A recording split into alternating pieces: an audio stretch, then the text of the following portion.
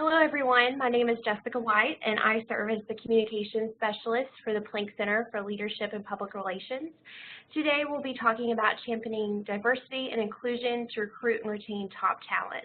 This presentation was presented at the 2017 PRSA conference, and we're here to share it with you guys because it's so wonderful and very important to the industry.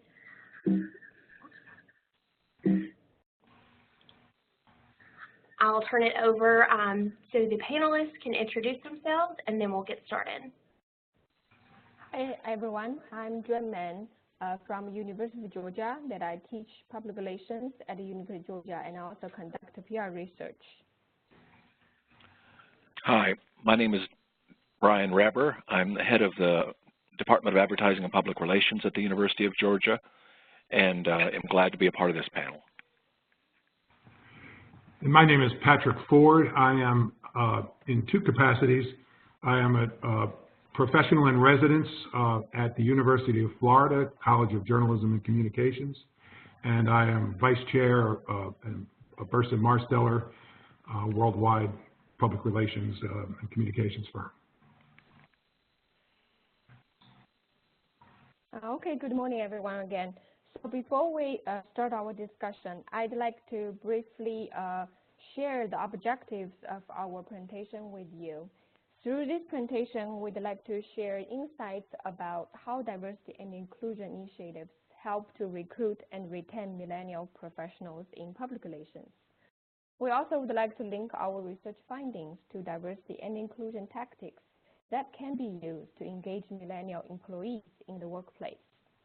And finally, we'd like to share some case studies with you of the best practices in diversity and inclusion as developed by college education programs and also by global PR agencies such as Burson-Marsteller. So first of all, I'd like to begin our presentation by sharing some research findings regarding millennial communication professionals and their perceptions, as well as expectations on recruitment and retention. This research project is called Millennial Communication Professionals in the Workplace, and it was sponsored by the Planck Center for Leadership in Public Relations and also the Institute for Public Relations. The first question is, who are the millennial communication professionals? We know millennials are the largest generation in the workforce, about 35% back to 2015 data, and they will be leaders in the workplace for the next 2 to 3 decades. There are many studies have focused on millennials and highlighted the generational differences, qualities, values, lifestyles, so on and so forth. In our study, we focus exclusively on those adult millennials, those who were born between 1981 and 1996 and are currently holding a full-time position in the profession of communication. And we define them as millennial communication professionals in our study. So we conducted an online survey of a national panel of 420 millennials in 2016. Some basic demographics are indicated here on this slide. The millennial communication professionals are within the age range of 21 to 36 and are currently working in the profession of communication. The MCPs were about 63% female and 75% Caucasian. The majority of them worked in public and private corporations, and about 20% of them worked in communication agencies. And their top job responsibilities include general communications, social media, digital communication, and marketing communications.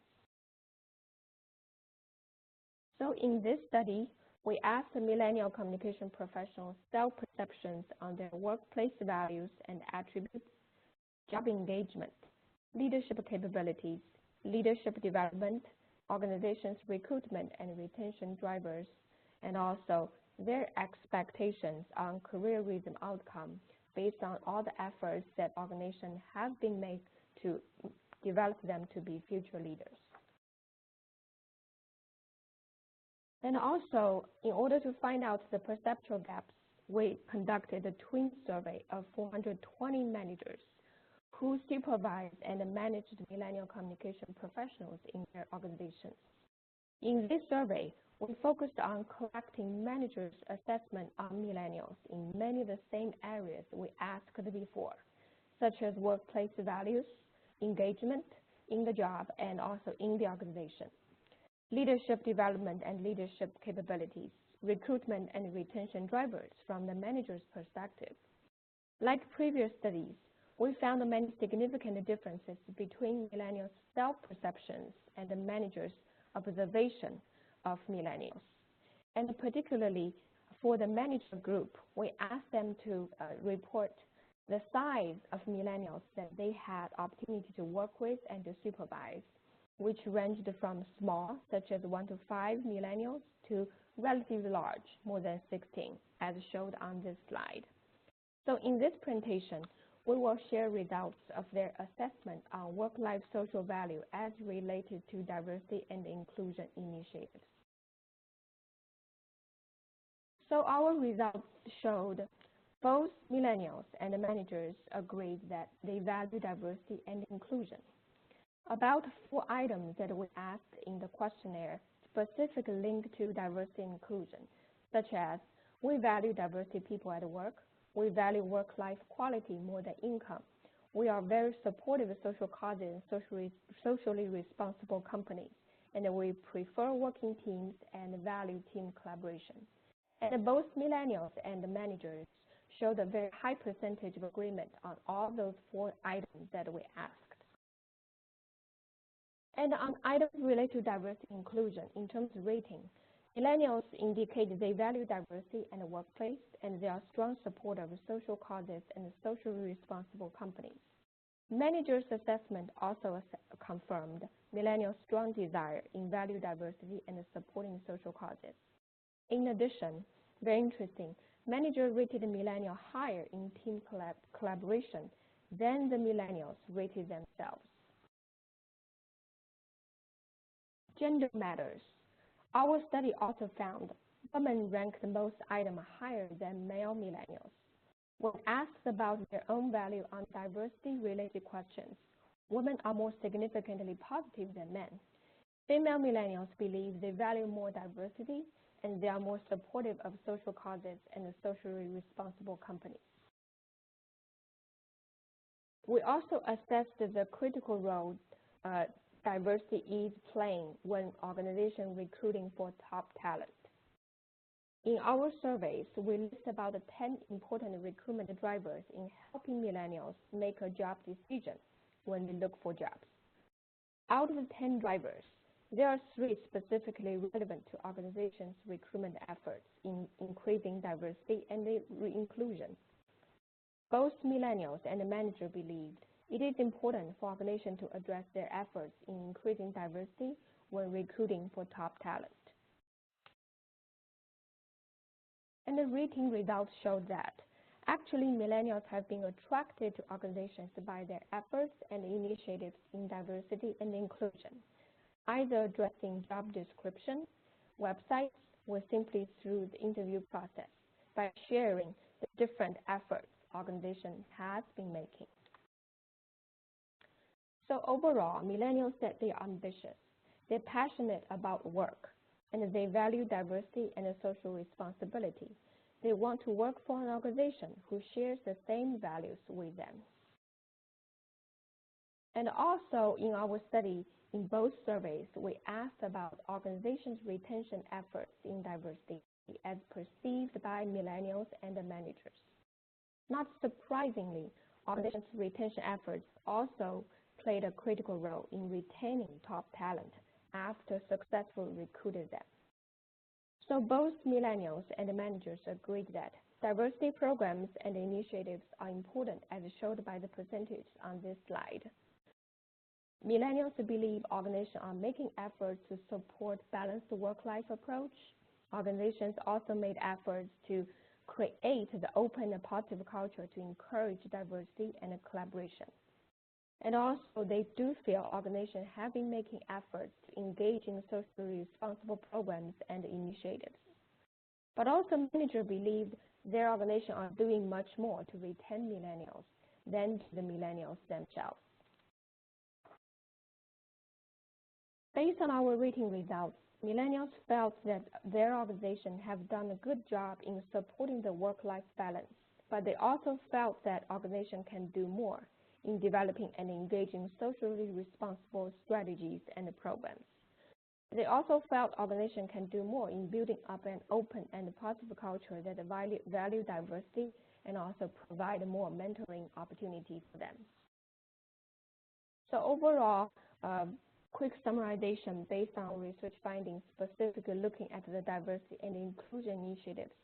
Millennials are very confident about their future, and they expect their organization to do more to establish diversity and inclusion as a priority on the corporate agenda. So next, I'm going to turn to Dr. Reber to share some programs that developed by higher education institutions to encourage diversity and inclusion. Thank you, Dr. Ming. Dr. Ming has sort of laid the foundation for our presentation today as she has identified trends and helped us understand how millennials and their managers work together. Pat and I are going to now look at some initiatives that are happening both at the level of higher education and at the corporate agency level to try to address the needs of diversity and inclusion as they relate to recruitment and retention of diverse employees. We understand that at the university level that it's important to get diverse students into the professional pipeline, and so identifying and preparing those students should be high on our agendas.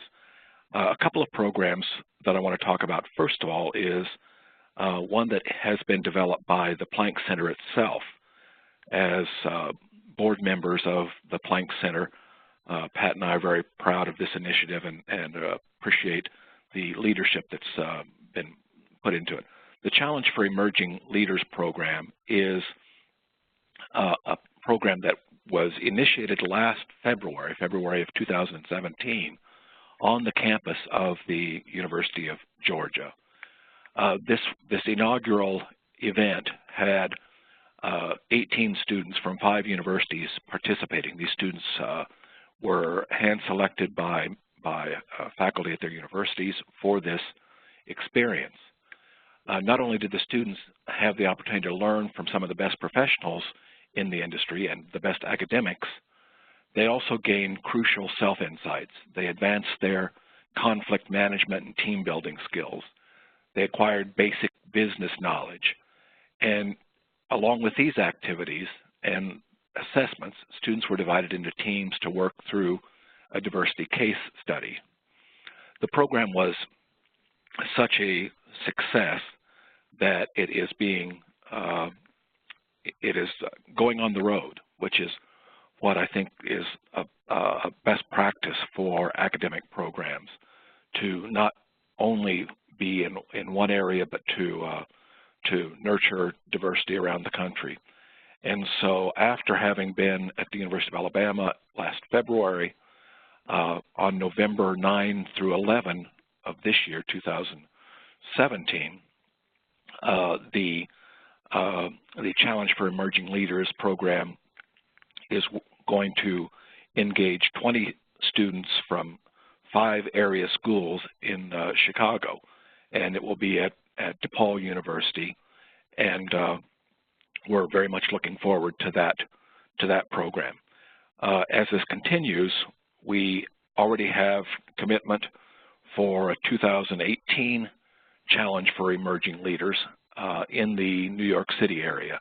And so we're excited that this is building some momentum and has enough industry interest to help support it. So the cost to participating students and schools is minimal. The second program I want to talk to you about is one that we have begun at the University of Georgia. The goal of the program is to bring diverse students and the profession together. and we're calling this simply AdPR Academy. The notion of AdPR Academy is that it's a scalable and strategic solution to aid in the advancement of diversity and minority leadership in advertising and public relations. This was developed by the Department of Advertising and Public Relations at the University of Georgia. It is a week-long career orientation and sort of a boot camp that happens during the spring break of many colleges in our area. The founding support came from Irwin Creates and from Moxie, two angel donor organizations. And so there is no cost to the students who participate. It aids in the advancement of diversity and minority leadership in our fields, provides professional hands-on development experience, and it's open to undergraduates and first-year graduate students. With 25 in the first class of spring of 2017, we are planning for a second class of 30 participants during spring break 2018 in March. The process for the Academy is a competitive application process, so we are trying to especially target historically black colleges and universities with this initiative. Being in Georgia and in the southeastern United States, we have several great HBCU institutions to draw from. So the application process is competitive for these students. They have to have a minimal grade point average. They have to have they have to write a essay for why this is important to them, and then we're able to provide it at no cost to the students because of the generous sponsorship of a number of organizations. The only cost to students at this point has been travel and lodging, and we're hoping this year to find an industry sponsor in the hotel industry so we can alleviate that cost as well for them. I want to give you one example of a member of the first class of the AdPR Academy. Orlando Pimentel is a first-generation American. He is a graduate of the University of Georgia, which the University of Georgia students were not our primary target, but in the first year we allowed some students like Orlando to join us. Orlando has a not uncommon experience as a first-generation American. His parents were both day laborers. He describes his home as the only way you would recognize somebody as living there is that there were cars parked in the front. So he comes from modest circumstances, but we're pleased to say that after he was a commencement speaker for the Grady College of Journalism and Mass Communication in spring of 2017, after he had been through AdPR Academy, he landed an entry-level position at Porter Novelli in Washington, D.C. I've talked to him since, and he's having a great experience there. And of course, while AdPR Academy was just one bit of his preparation, he appreciates the program and what it did to help him prepare for the profession. The recruitment process is through a website that links here. You can take a look at this website and see the application process. One thing that is unique about this program is, despite the fact that it's sponsored by a university, the instruction is not by university but by professionals. Professionals come in to present the material that we have, as academics, have identified and laid out in what we think is a logically pedagogical fashion. And so this serves as two important ways. One, for students to learn directly from people who are doing this on a day-to-day basis, but probably more importantly, for the networking opportunities that this provides students. They find out how representatives of Burson-Marsteller or Bowen or Ketchum or Coca-Cola or UPS, some of the great brands in Atlanta, how these people identify in their organizations and the kind of expertise they bring. And so, and then it, of course, provides the organizations opportunity to identify talent that is being trained and is interested in joining the field. And now, now I'm going to turn over the microphone to our friend Patrick Ford to talk about what's happening in the industry. Thank you, Dr. Reber and Dr. Meng. I'm here in part to fill in details about what kinds of activity are actually happening in the field. In part, I'm here for that because I've been committed to this, to diversity and inclusion, and especially as it relates to millennials for many years, but also because I'm on a number of organizations that have very good visibility into the programs that are being done in companies and in agencies. And I've also participated as a judge in recent diversity award programs.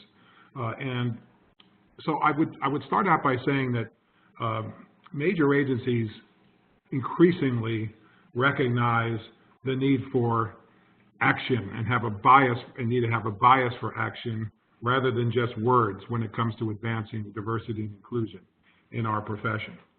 And they recognize increasingly that this starts at the top and then has to include every level, particularly to address the aspirations and concerns that Dr. Meng identified in the data on millennials.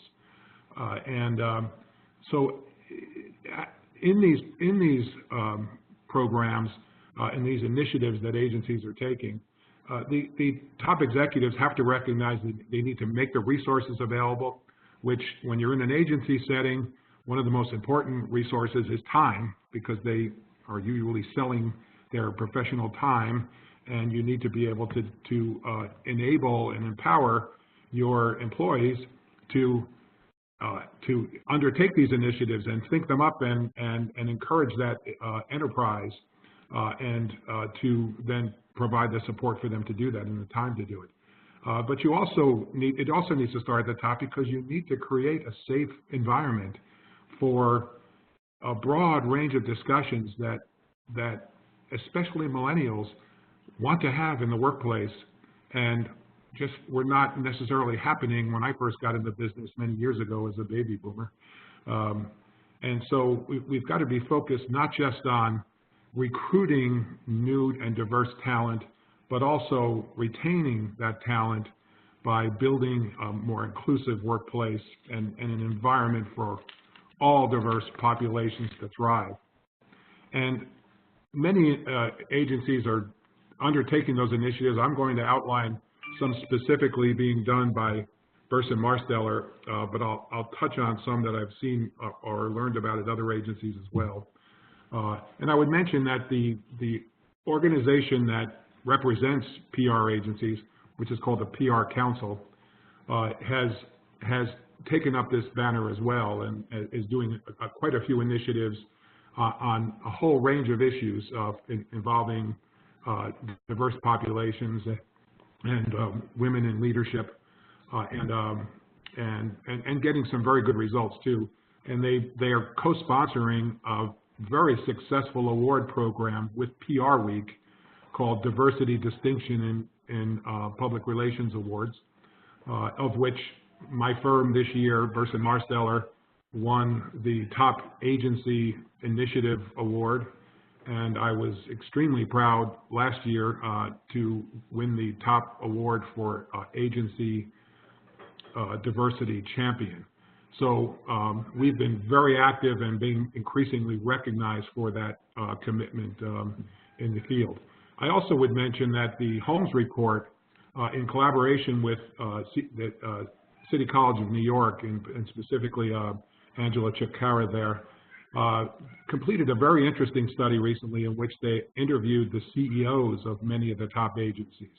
And I think it's very important to take a look at that study because it both illustrates the commitment and the involvement that these CEOs are taking in their firm's initiatives, but also in the course of discussing those, the study definitely identifies continuing gaps in that and needs for improvement in the diversity and inclusion area. So let me start quickly with some of the initiatives at Burson. At Burson, we've had a saying for a long time. BM, Burson-Marsteller, we've said BM, being more, and we've organized a lot of our programs around the world on that concept of being more. And so as we started to reinvigorate our diversity and inclusion program a couple of years ago, we called it Together Being More. And this involved many different kinds of initiatives, quite a few of which have sprung from the employees themselves at every level. And partly that's because we've reinvigorated and really put emphasis on employee resource groups, which has been a best practice in many companies for a long time, and is something that our firm and other firms have been doing. I think there's an excellent program, for example, at Edelman on employee resource groups that I've seen the details on, are very impressive, not only because they get many of their employees involved, but they also empower them to do real substantive work. For example, their Latino employee resource group did pro bono work after the Pulse nightclub killings in Orlando last year, which was a very meaningful thing for their internal stakeholders. And so at Burson, we've got employee resource groups for African American employees, Latino, LGBTQ, women, and we're continuing to develop more as well. And these leaders of these initiatives and our U.S. leadership team have also tremendously strengthened our diversity council, so that we are looking all the time at ways we can enhance that program. And it's particularly enhanced because our earlier this year we appointed as our U.S. CEO Mike Fernandez, who has been a long-time chief communications officer at several companies, but also has been recognized throughout the PR field as a great champion of diversity and inclusion. And he was among the first Latino chief communications officers in the country. And he has really brought a strong commitment and support to that program. But in the theme of what we're talking about here and the data that Professor Meng outlined, it's important to note that we're really aiming a lot of this at and empowering the millennials. So we have a program called Raise Your Voice, in which we have a mentorship program and reverse mentoring circles. And we also have instituted mandatory training for directors and above on implicit or unconscious bias, which, as many of us know, is a particularly difficult thing that we've got to overcome inside every company. And we've put nearly 150 of our leaders through that training so far, and it's going to be continuing to roll out throughout our system. And then we've also set up a special page on our intranet system, which we call BM Source, we've set up a special page for our Together Being More initiatives.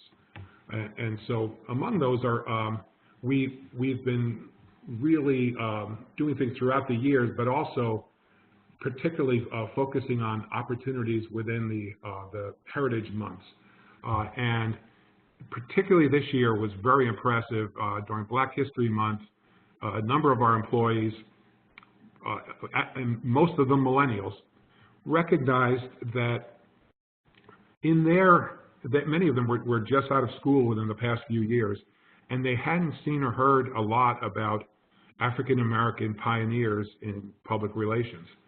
And so they started an initiative in which they put together a museum-type exhibit that they took around to several of our offices. I was there when we unveiled it in Washington. Mike Fernandez hosted the event in New York where we unveiled it.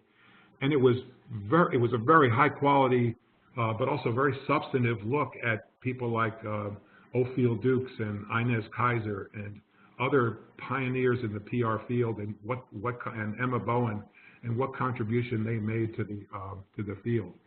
And we did this as well. We did videos on a number of these pioneers over the course of Black History Month. In the slide presentation here, we have a link to a terrific video that was done by one of our employees on Emma Bowen, and the founder of the Emma Bowen Foundation. And this was particularly poignant because this employee, Andrea O'Neill, who is a millennial and is a terrific employee in our Washington office, she was an alumna of the Emma Bowen program and was directly supported by this initiative.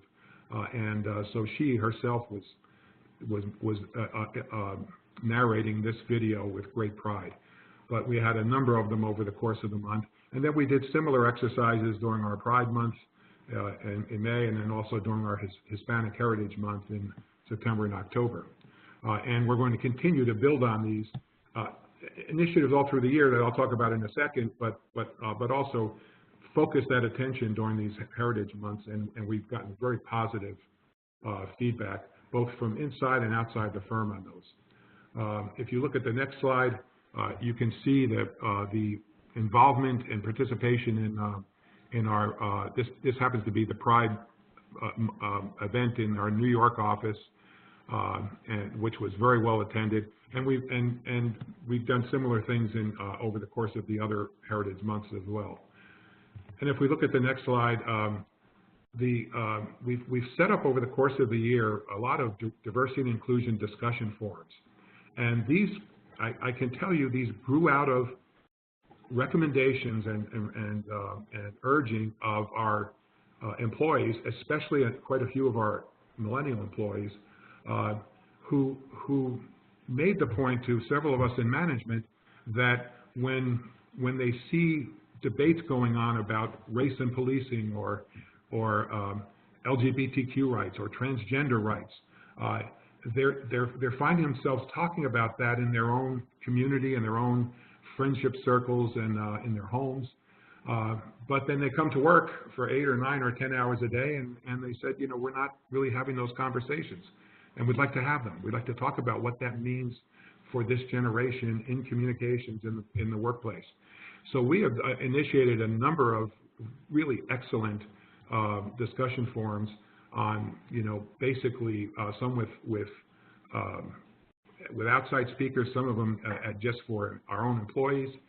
We did our Burson Latino group did an excellent forum on hitting the mark in the digital age and how to reach Hispanic media through social media. We did a program on LGBTQ rights and the current political environment. We had a terrific program in Washington with the leader of the Transgender Equality organization. And then we did an event for an author, a Washington Post reporter named Wesley Lowery, who had just done a best-selling book called, quote, "They Can't Kill Us All," unquote. And our employees were vigorously engaged in these conversations and very positive feedback after them. And so in that spirit, we as we look at the next slide, part of what we've done, and I think what a number of the firms are doing, is looking to really collaborate with and develop partnerships with the organizations that are focused on this throughout the PR field. So that includes things like the Arthur Page Society, which has training programs on implicit bias. The Planck Center, of which I am very proud to be the co-chair of the Diversity and Inclusion Committee, along with Professor Nilanjana Bardhan. And we're doing a number of webcasts and programs related to diversity and inclusion, and engaging agencies along with that. The Emma Bowen Foundation is a terrific program for generating interns and young professionals. The same with Inroads. Also the LeGrand Foundation. I'm proud to be on the board of the LeGrand Foundation, which provides scholarships to students, undergraduate and graduate, who aspire to be in the advertising and public relations fields, and then works very hard, and we on the board work exceedingly hard to then try and place those scholars in internships and eventually in full-time positions. And I can tell you that some of our best employees have come out of that program. And then many firms and organizations are also supporting the PRSA Foundation, which is chaired right now by Judith Harrison, the Chief Diversity Officer at Weber Shandwick, which Weber Shandwick itself also has excellent programs, but she's leading a board that at the PRSA Foundation that is, again, generating a very focused program for helping students to find their way into the right kind of positions in the public relations field. And so what I think a lot of us in the profession feel is that we have come quite a ways over the past 10 or 15 years, but we still are not where we'd like to be. We welcome the zeal and engagement and active participation of the millennials based on the attitudes that Dr. Meng has identified there. And as we move along, we're trying to close those gaps between the point of view of millennials and the people that manage them, and we think we see progress in that area. But we are absolutely committed to continue that. And that wraps up this part of the program. And what I would say is, I think I speak for all of us on this panel in saying that we would welcome follow-up questions through email or otherwise. We're reachable through the Planck Center, but also through our own organizations. And we are eager to continue these conversations with professionals throughout our profession. Yes. Well, thank you so much for identifying, ways and solutions to enhance your organization's practice on diversity and inclusion, engagement, and professional development. A special thanks to our panelists who provided a meaningful conversation on this important topic. And as Pat mentioned, the Planck Center is a catalyst for organizations and individuals. We recognize the importance of this, of course, with diversity and inclusion are key to attracting and engaging top talent. And we encourage you to look at not only this study that Dr. Meng discussed, but also other webinars that we've done on this important topic via our website, planckcenter.ua.edu, because together we can all be champions of diversity and inclusion. Thank you all so much, and have a great day. Thank you.